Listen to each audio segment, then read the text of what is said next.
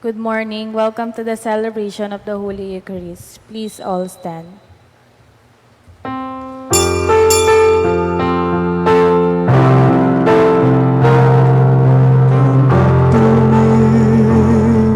With all your heart, don't let fear keep us apart. Trees to bend, though straight and tall, so must we to others call. Long have I waited for your coming, bring to me and living deeply all you love.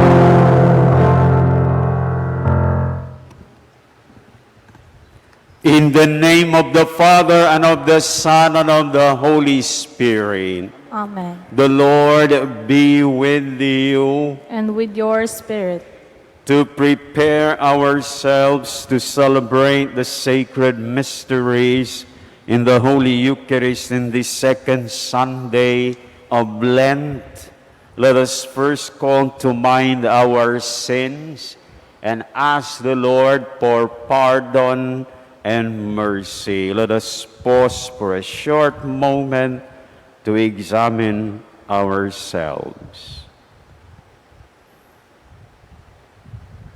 Lord, have mercy. Lord, have mercy.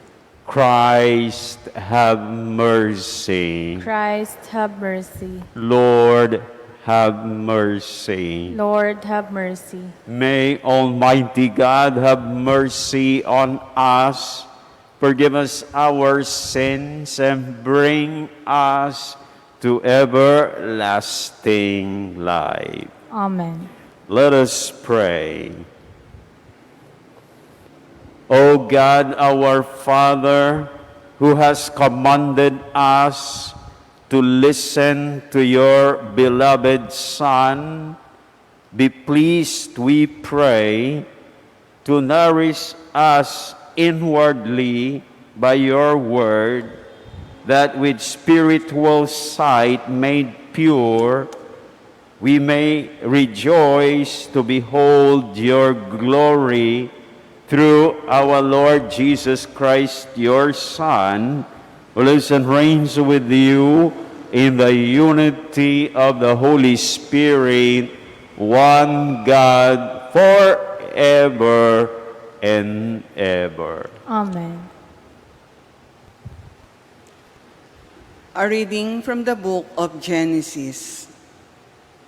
The Lord said to Abram, "Go forth from the land of your kinsfolk and from your father's house to a land that I will show you. I will make of you a great nation, and I will bless you. I will make your name great, so that you will be a blessing. I will bless those who bless you, and curse those who curse you. All the communities of the earth shall find blessing in you." Abram went as the Lord directed him. The word of the Lord. Thanks be to God. Lord, let your mercy be on us as we place our trust in you.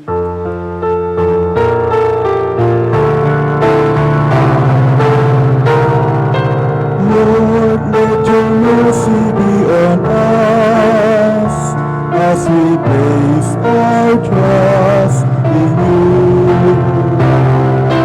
Lord, let your mercy be on us as we place our trust in you.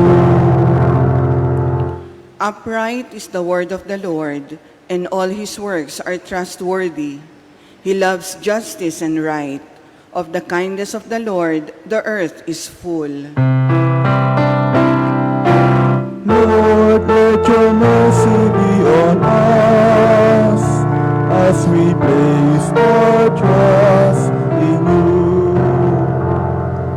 See, the eyes of the Lord are upon those who fear him, upon those who hope for his kindness, to deliver them from death and preserve them in spite of famine. Lord, let your mercy be on us as we place our trust in you. Our soul waits for the Lord, who is our help and our shield. May your kindness, O Lord, be upon us who have put our hope in you.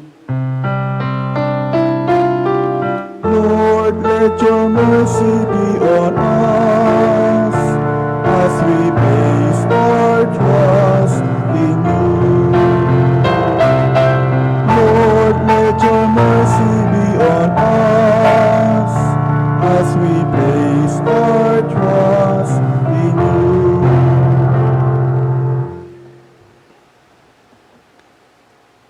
A reading from the second letter of St. Paul to Timothy. Beloved, bear your share of hardship for the gospel with the strength that comes from God. He saved us and called us to a holy life, not according to our works, but according to his own design and the grace bestowed on us in Christ Jesus before time began, but now made manifest through the appearance of our Savior Christ Jesus, who destroyed death and brought life and immortality to light through the gospel. The word of the Lord. Thanks be to God.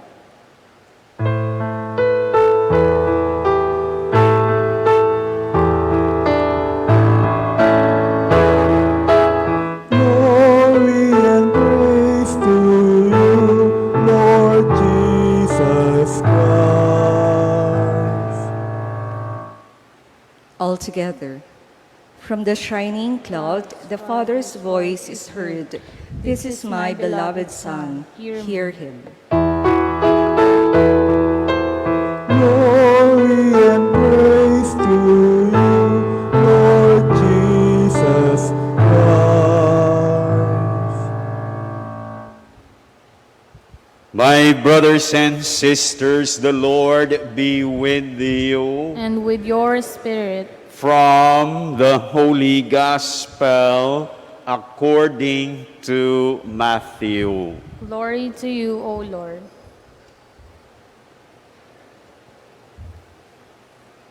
Jesus took Peter, James, and John, his brother, and led them up a high mountain by themselves, and he was transfigured before them. His face shone like the sun, and his clothes became white as light. And behold, Moses and Elijah appeared to them, conversing with him. Then Peter said to Jesus in reply, Lord, it is good that we are here. If you wish, I will make 3 tents here, one for you, one for Moses, and one for Elijah. While he was still speaking, behold, a bright cloud cast a shadow over them. Then from the cloud came a voice that said, This is my beloved Son, with whom I am well pleased. Listen to him. When his disciples heard this, they fell prostrate and were very much afraid. But Jesus came and touched them, saying, Rise, and do not be afraid. And when the disciples raised their eyes, they saw no one else but Jesus alone. As they were coming down from the mountain, Jesus charged them, Do not tell the vision to anyone until the Son of Man has been raised from the dead. My brothers and sisters, the good news of our salvation. Praise to you, Lord Jesus Christ.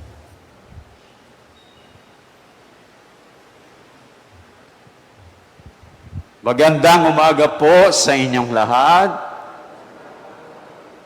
Kapag tayo ay sinabihan ng ating mga magulang, ikaw ang minamahal naming anak na lubos naming kinalulugdan, anong ibig sabihin noon?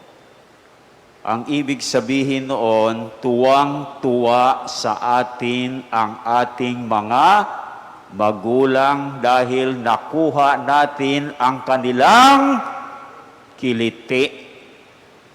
Amen ba yun? Diba? Tuwang-tuwa. Sa kanyang pagbabagong anyo na ating narinig sa Ebanghelyo ngayon, ayon kay San Mateo, ang ating Panginoong Jesus ay sinabihan ng kanyang o ng ating Amang nasa langit. Anong sinabi sa kanya? Ito ang minamahal kong anak na lubos kong kinalulugdan. Ibig sabihin, tuwang-tuwa ang ating Amang nasa langit sa ating Panginoong Jesus dahil nakuha niya ang kiliti ng ating Amang nasa langit. Kaya sa liwanag ng Ebanghelyo, ang ating Panginoong Jesus ay naging minamahal na anak na lubos na kinalulugdan ng ating Amang nasa langit dahil tuwang-tuwa siya sa Panginoon. Nakuha niya ang kanyang kiliti. At ano yung kiliti ng ating Amang nasa langit? Na ang Panginoong Hesukristo ay sumang-ayon sa kalooban niya na ialay ang kanyang buhay para sa kaligtasan ng sangkatauhan. At bago pa siya umakyat sa nasabing mataas na bundok na narinig natin sa Ebanghelyo, at sino-sino yung kasama niyang umakyat? Ilan? 3? Si Pedro, si Santiago, at si Juan. So bago pa siya umakyat kasama itong 3 apostol, nabuo na ang kanyang desisyon na magtungo sa Jerusalem. At doon ialay ang kanyang buhay para sa kaligtasan ng lahat ayon sa kalooban ng Ama. At ang desisyon na ito ay binigyan ng go signal. Sino nagbigay ng go signal? Sino ba yung dalawang napakita sa ating Panginoon? Si Moises at saka si Elijah. Si Moises na the greatest of all the lawgivers, pinakadakila sa lahat ng tagabigay ng utos ng Diyos. At si Elijah, pinakadakila sa lahat ng propeta. So itong mga pinakadakilang ito, nagbigay ng go signal sa ating Panginoon na tama, go ahead with your decision. Tama ang iyong desisyon na magtungo sa Jerusalem para ialay ang iyong buhay para sa kaligtasan ng lahat.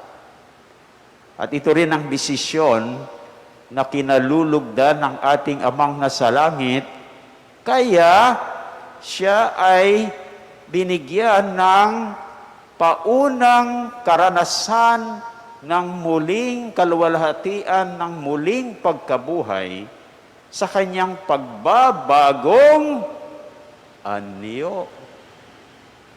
Na parang sinasabi sa kanya ng Ama, dahil sinang-ayunan mo ang aking kalooban na ialay ang iyong buhay, mararanasan mo ang kaluwalhatian ng muling pagkabuhay. So nabigyan siya ng kasiguraduhan na tama nga ang kanyang desisyon. At ito'y nasaksihan ng 3 apostol. Nalaman tuloy nila na sa pagkamatay ng ating Panginoon, siya ay muling mabubuhay.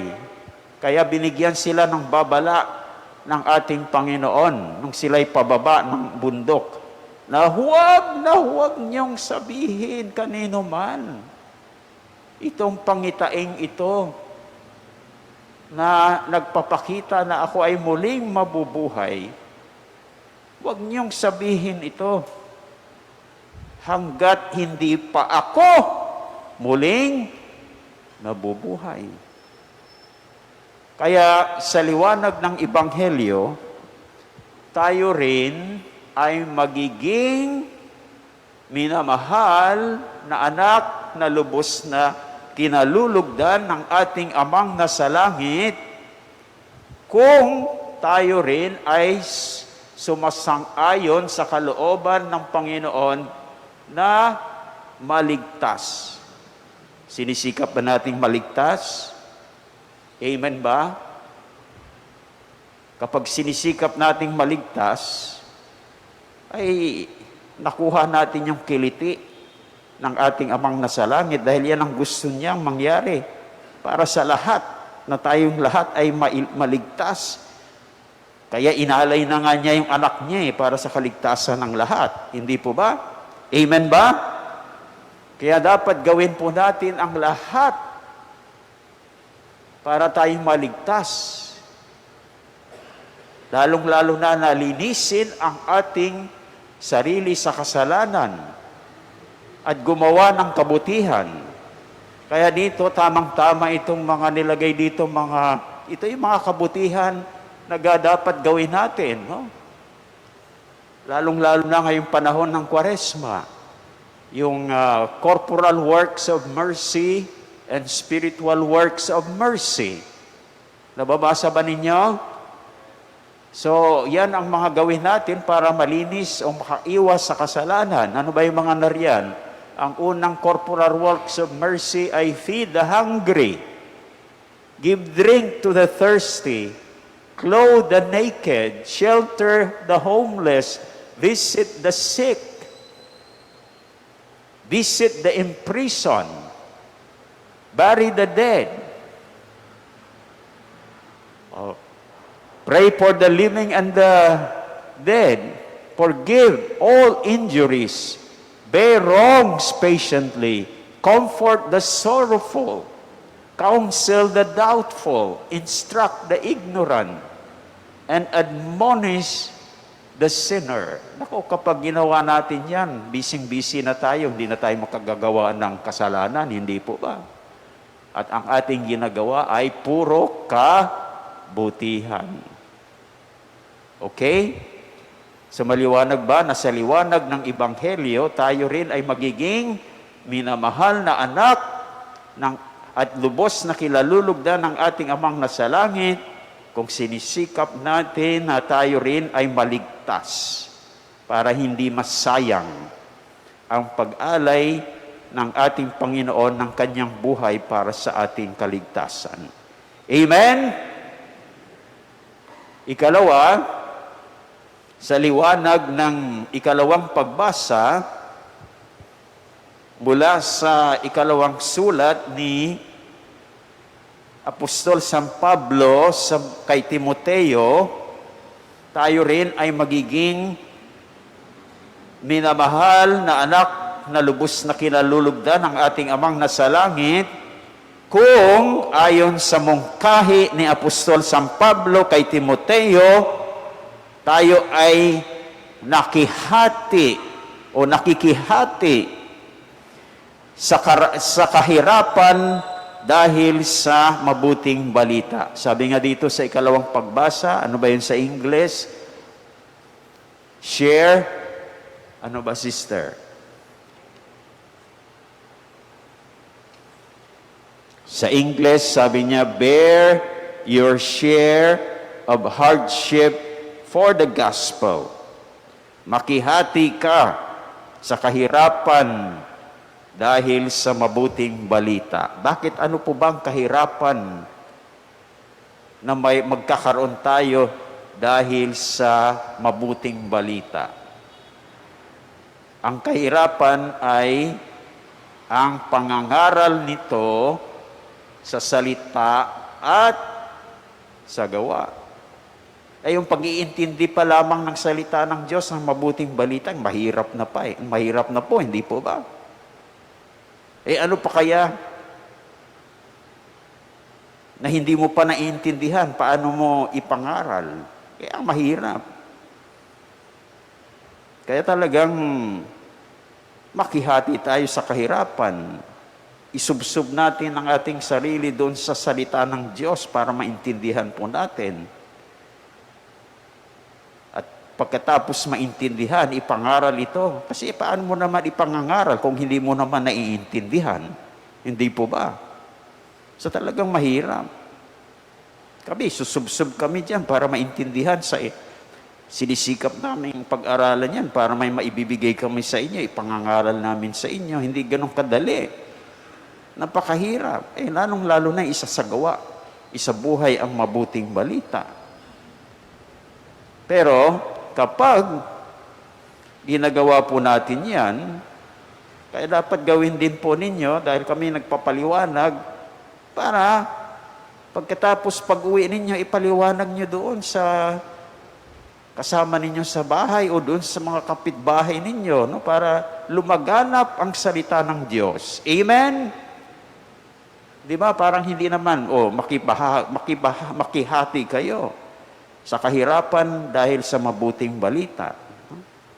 Dahil pinaghirapan ko yan, dapat sikapin din yung paghirapan para ipalaganap ang mabuting balita. Madali po ba yun o mahirap? Mahirap. Pero dapat, sabi ni San Pablo, gawin po natin.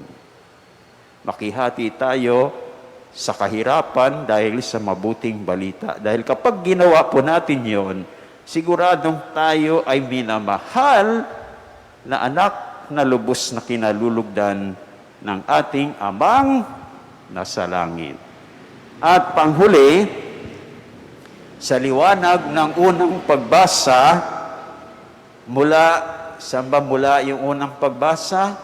From the book of Genesis. Tayo rin ay magiging minamahal na anak na lubos na kinalulugdan ng ating Amang nasa langit kung tayo ay tularan si Abram. Di ba? Ang sinasabi dito ay si Abram na sumunod sa utos ng Diyos. Ano bang sinabi ng Panginoon kay Abram? Sabi niya, lisanin mo ang iyong bayan, ang tahanan ng iyong ama at kamag-anak, at pumunta ka sa bayang ituturo ko sa iyo. Abay, napakahirap noon. Nandoon ka na sa comfort zone mo. Mayroon ka ng tahanan. Ay mayroon ka ng sariling bayan, mayroon kang tahanan. At sinabi sa kanya ni Lord, lisanin mo lahat yan. Amakin mo, from your comfort zone, you go to the unknown. Ikampante ka na kung saan ka, papapuntahin ka sa isang lugar na hindi mo alam. Di ba mahirap yun? Sinunod ba ni Abram ang Panginoon kahit mahirap? Yes. Kaya kung tayo'y tulad ni Abraham na kahit mahirap, sumusunod tayo sa utos ng Panginoon. tayo rin ay magiging minamahal na anak na lubos na kinalulugdan ng ating amang nasa langit. So tandaan po natin yung tatlo, mga kapatid. Number 1, sumunod po tayo sa utos ng Panginoon. Alam naman niyo yung utos ng Panginoon, no? May 10 utos tayo. Ikalawa, makihati sa kahirapan dahil sa mabuting balita. Pangatlo, sumang-ayon tayo sa kalooban ng Panginoon na sikapin nating maligtas para hindi masayang ang pag-aalay ng kanyang anak na si Jesus para ng kanyang buhay para sa ating kaligtasan. At kung ginawa natin yung tatlong ito, tiyak na tayo rin ay magiging minamahal na anak na lubos na kinalulugdan ng ating amang nasa langit. At hindi lamang yan, kapag ginagawa rin natin yung tatlong ito, tayo ay patuloy sa ating paghahanda ngayong panahon ng Kwaresma. Naghahanda po tayo dahil patuloy nating ginagawa ang pagtawid mula sa kasalanan tungo sa kaligtasan.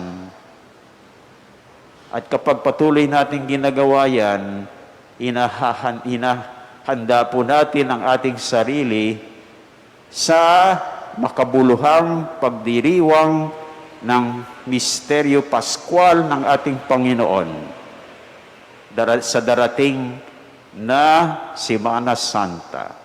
At higit sa lahat, sa bandang huli, maranasan din natin ang pagbabagong anyo mula sa kamatayan na bunga ng ating kasalanan tungo sa kaluwalhatian ng muling pagkabuhay.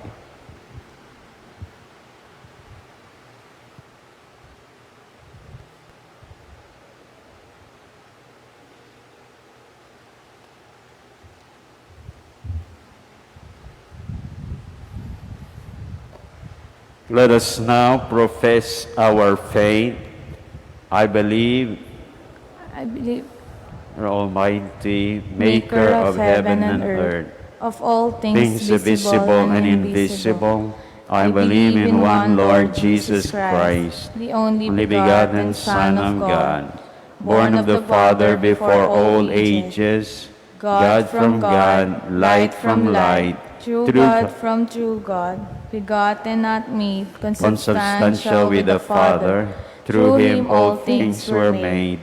For us men and for our salvation, he came down from heaven, and by the Holy Spirit was incarnate of the Virgin Mary, and became man. For our sake he was crucified under Pontius Pilate.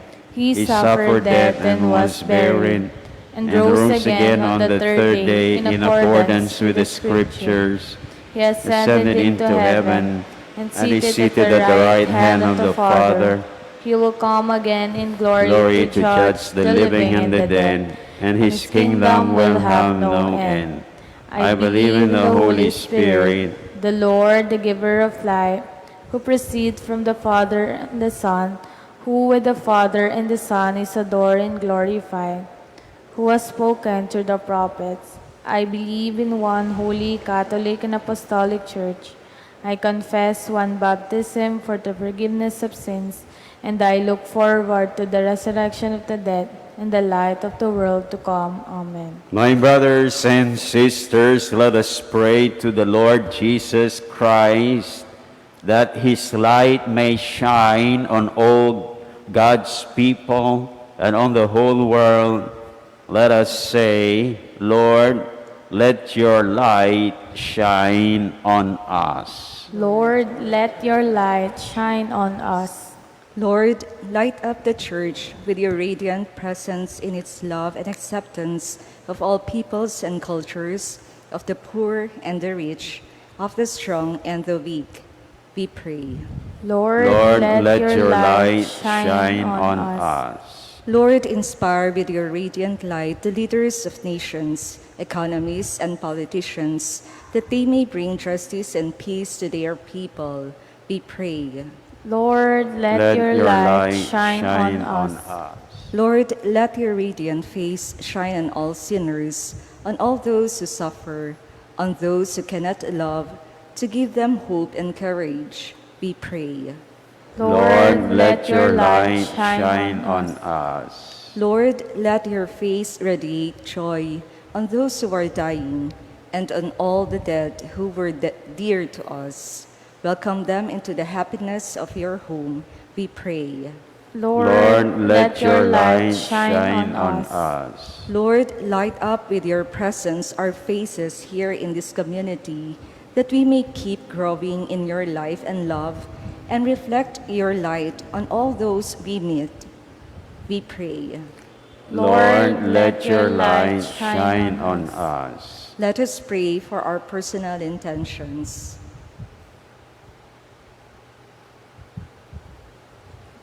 We pray. Lord, let your light shine on us. Lord Jesus, it is good that you are here with us. Stay with us always, now and forever. Amen. Amen.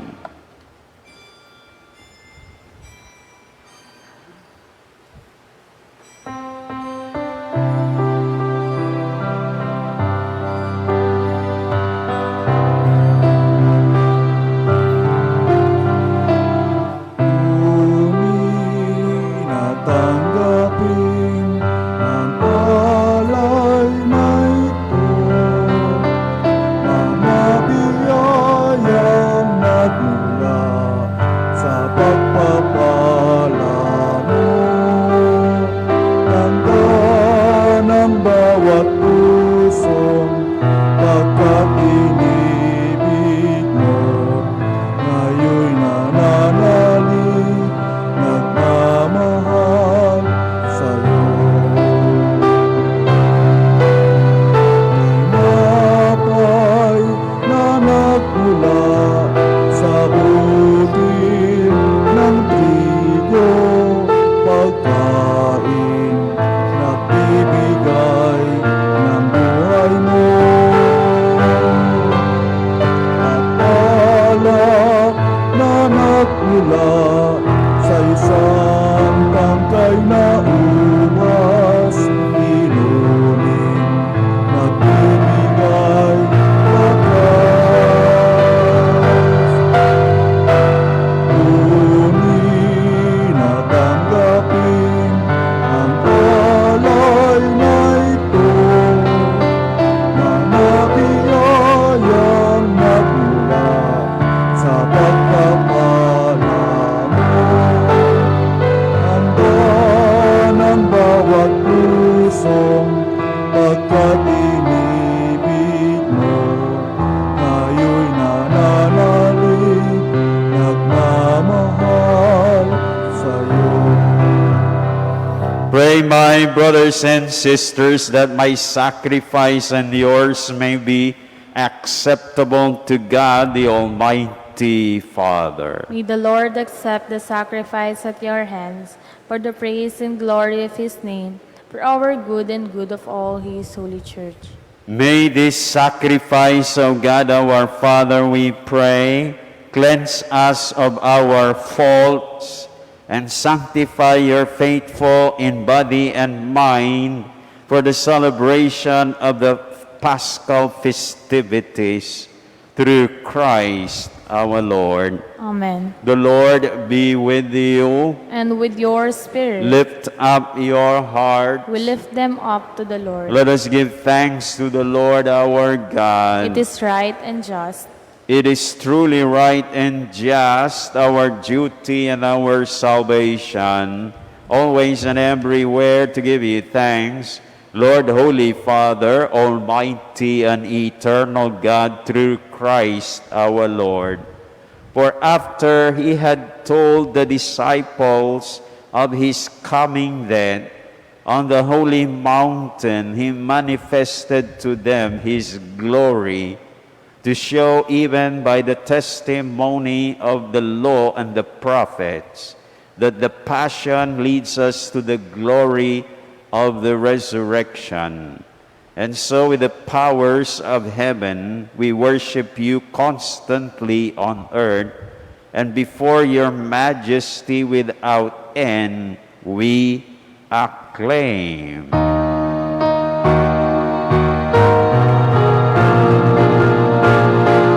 Santo, Santo, Santo, Panginoong Diyos sa makapangyarihan. Napupuno ang langit at lupa ng kalwalhatian mo. Hosana sa kaitaasan, pinagpala ang naparirito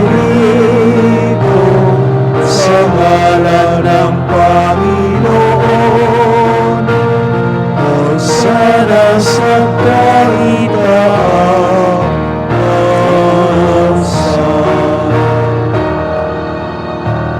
You are indeed holy, O God our Father, the fount of all holiness.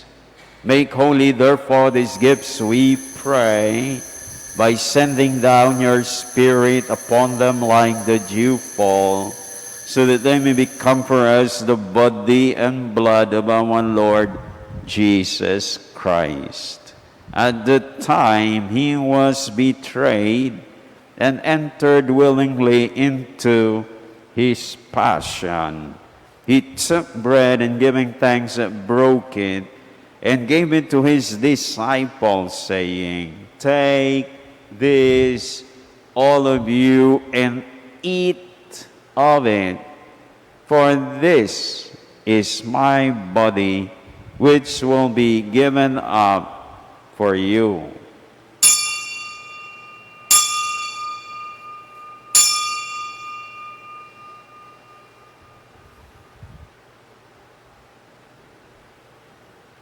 In a similar way, when supper was ended, he took the chalice, and once more giving thanks, he gave it to his disciples, saying, "Take this, all of you, and drink from it.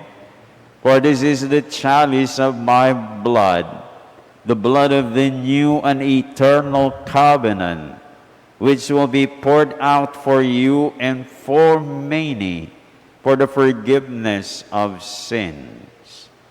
Do this in memory of me."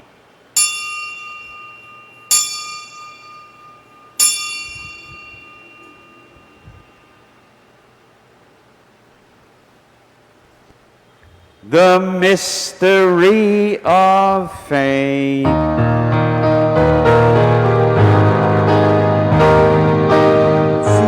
Kristo ay namatay, si Kristo ay nabuhay, si Kristo ay babalik sa wakas na panahon. Therefore, as we celebrate the memorial of his death and resurrection, we offer you, O God our Father, the bread of life and the chalice of salvation, giving thanks that you have held us worthy to be in your presence and ministered to you. Humbly we pray that partaking of the body and blood of Christ, we may be gathered into one by the Holy Spirit. Remember, O God our Father, your church is spread throughout the world, and bring her to the fullness of charity, together with Francis, our Pope, Jose, our Archbishop, and all the clergy, all the religious, and all the laity. Remember also our brothers and sisters who have fallen asleep in the hope of the resurrection, and all who have died in your mercy. Welcome them into the light of your face. Have mercy on us all, we pray, that with the Blessed Virgin Mary, Mother of God, with Saint Joseph, her spouse, with the blessed apostle, Saint Andrew the Apostle, and all the saints who have pleased you throughout the ages, we may merit to be co-heirs to eternal life, and may praise and glorify you through your Son, Jesus Christ. Through him, and with him, and in him, O God, Almighty Father, in the unity of the Holy Spirit, all glory and honor is yours forever and ever.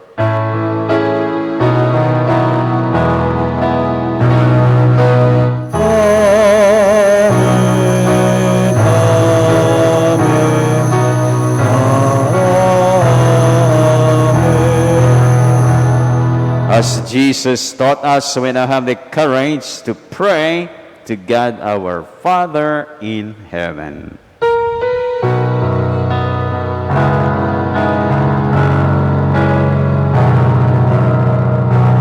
Ama namin, sumasalangit ka, sambahin ang ngalan mo. Sa amin ang kaharian mo, sundin ang loob mo, dito sa lupa para ng sa langit. Bigyan mo kami ngayon ng aming pagkain sa araw-araw, at patawarin mo kami sa aming mga kasalanan,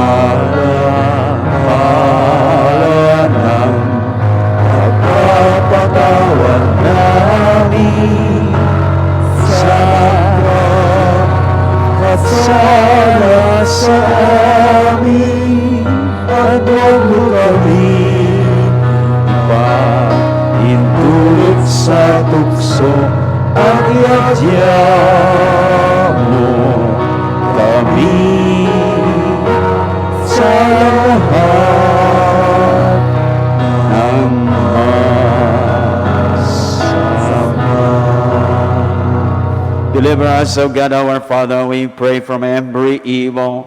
Graciously grant peace in our days, that by the help of your mercy we may be always free from sin and safe from all distress, as we await the blessed hope and the coming of our Savior, Jesus Christ.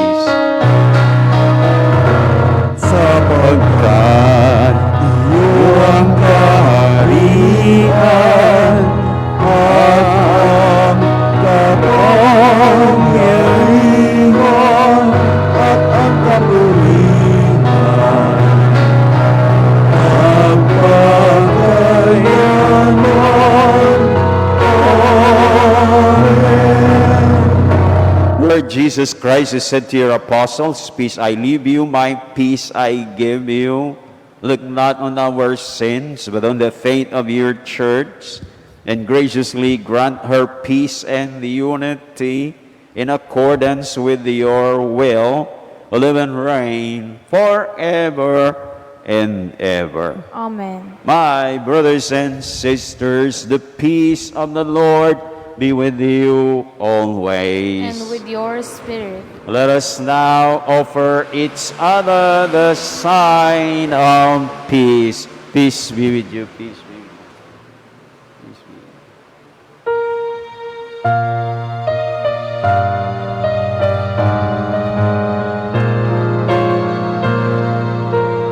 There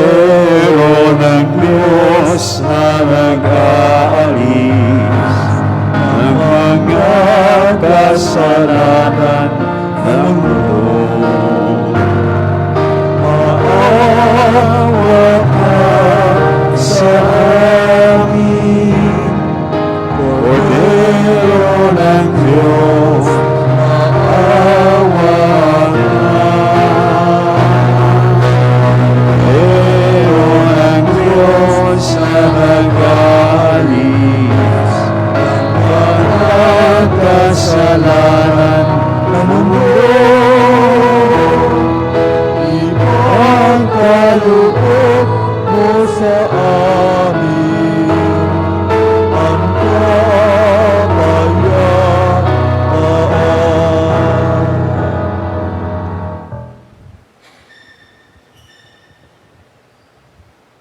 My brothers and sisters, behold Jesus, the Lamb of God, who takes away the sins of the world.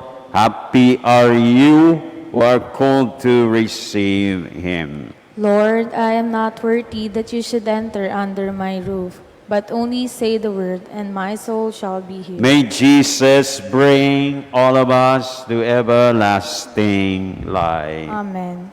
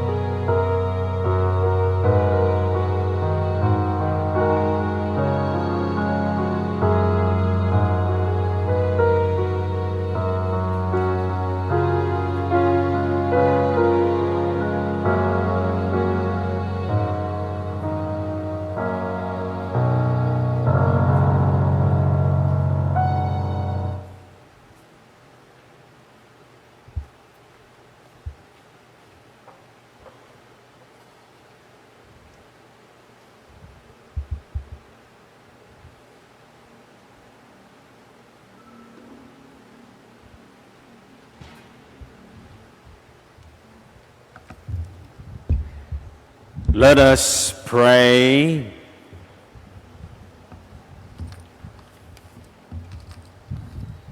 As we receive these glorious mysteries in the Holy Eucharist, We make thanksgiving to you, O God our Father, for allowing us while still on earth to be partakers even now of the things of heaven through Christ our Lord.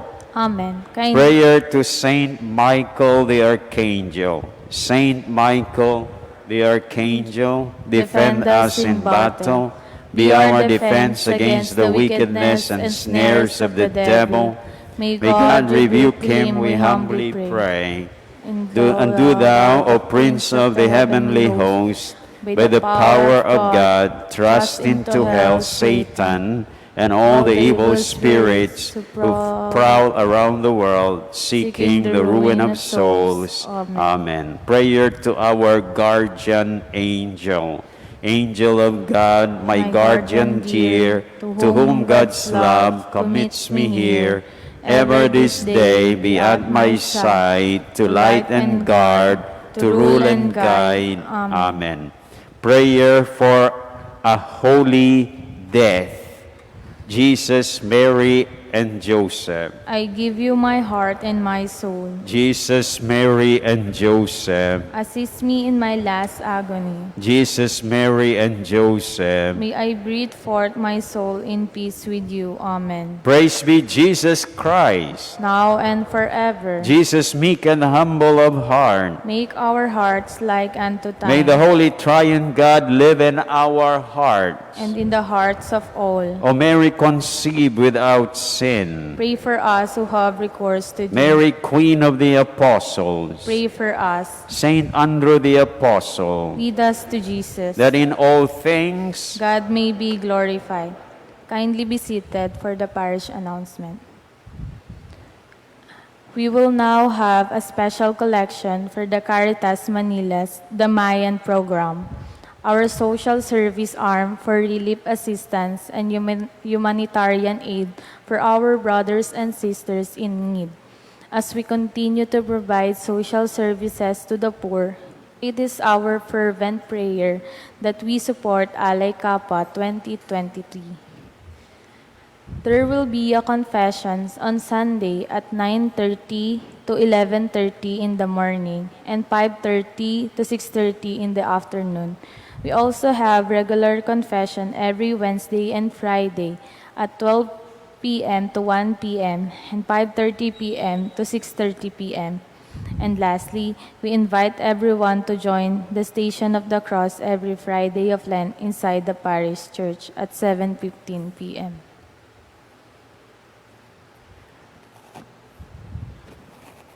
Please stand. the Lord be with you. And with your spirit. And may the Almighty God continue to bless you all, the Father, the Son, and the Holy Spirit. Amen. Our celebration is over. Go and rejoice, because you are the beloved children in whom our Father in heaven is well pleased. Thanks be to God.